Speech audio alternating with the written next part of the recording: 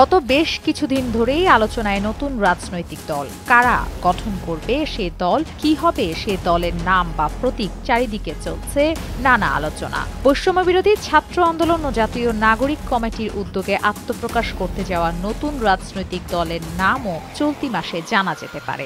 রাজনৈতিক দল কিভাবে নির্বাচনে যাবে সে বিষয়ে ব্যাপক আলোচনা ও কৌশলপত্র নির্ধারণ করা হচ্ছে বলে জানিয়েছেন নাগরিক কমিটির মুখপাত্র সামান্তা শারমিন। মানুষের কাছ থেকে একটি বিপুল আগ্রহ দেখেছি রাজনৈতিক দল কেন আমরা দেরি করছি, এবং সেখান থেকে আমরা আসলে এই আইডিয়াটা পেয়েছি যে নতুন রাজনৈতিক দল লাগবে এবং অভ্যুত্থানের একটি রাজনৈতিক দল লাগবে, এটা আমরা শুনেছি। এবং সেই সাথে তাদের যে বিপুল আশা আকাঙ্ক্ষা আমাদের কাছে তারা শেয়ার করছেন, এবং তারা বিদ্যমান কোনো রাজনৈতিক দলের উপর ভরসা রাখতে পারছেন না, এবং আমাদেরকেই অনেকগুলো কাজ হাতে নিতে হবে। দলের প্রতীকের ক্ষেত্রে আমরা মনে করি যে এখানে নির্বাচন কমিশনের কিছু বিষয় আছে, তাদের কিন্তু বাধা ধরা কিছু প্রতীক দেওয়া থাকে এবং এই প্রতীকের মধ্য দিয়ে আসলে চয়েস করতে হয়। কিন্তু আমরা জনগণের কাছ থেকেও জানতে চেয়েছি যে প্রতীক কেমন হতে পারে। আমরা যেটা দেখেছি যে প্রতীকের মধ্যে আসলে বিপ্লবী স্পিরিট যাতে থাকে এবং প্রতীকের মধ্যে যাতে এটা অভ্যুত্থানের মধ্য থেকে উঠে আসা দল, এটা যাতে বোঝা যায়, এই ধরনের প্রতীক বাংলাদেশের মানুষ চাচ্ছে। তিনি আরো বলেন, অনেক দল সংস্কার নির্বাচন নিয়ে নানা কথা বলছে।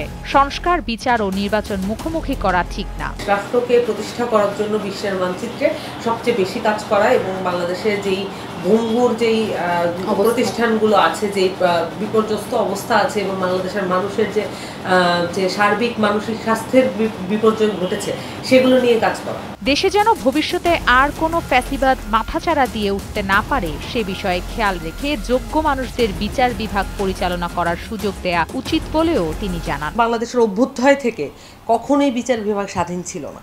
তো আমরা মনে করি যে বিচার ব্যবস্থা এমন হওয়া উচিত, এবং বিশেষ করে লোকালি যেই জজ কোর্টগুলো থাকে সেগুলোকে ফাংশনাল করা উচিত, যাতে করে দ্রুত মামলার নিষ্পত্তি হয় এবং মামলাগুলো যাতে দ্রুত ফাংশনিং হয়, এবং সেই সাথে কেপেবল লয়ার যাতে সব জায়গায় থাকে। লয়ারদের ওই রকম ট্রেনিং হওয়াও অত্যন্ত জরুরি। এবং আমরা আমাদের সংবিধান সংস্থার প্রস্তাবনায়ও আমরা বলেছি যে একটা কাউন্সিল হওয়া দরকার, যেটা হচ্ছে separate judicial, supreme judicial council হওয়া উচিত, যাতে করে বিচারকদের কিভাবে আসলে বিচারকরা কিভাবে ফাংশন করবেন তাদের আলাদা সচিবালয় থাকা উচিত। তিনি আরো বলেন, জাতীয় নাগরিক কমিটির প্রধান লক্ষ্য নির্বাচন নয়, গণহত্যার বিচার নিশ্চিত করা। বাংলাদেশের রাষ্ট্রের নাগরিক হিসেবে তার যে মর্যাদা সেটা পেতে হবে। নামিরা আহমেদ, চ্যানেল 9। আমরা সকল চ্যানেলের সাথেই মোটামুটি